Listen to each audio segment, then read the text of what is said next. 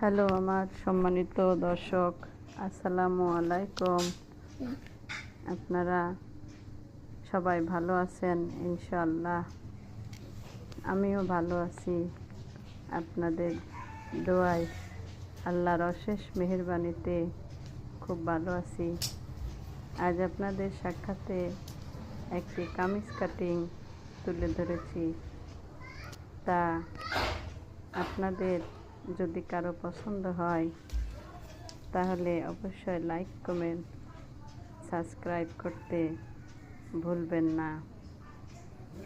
আপনারা নিজে দেখুন এবং অন্যকে দেখার জন্য শেয়ার করে দিন।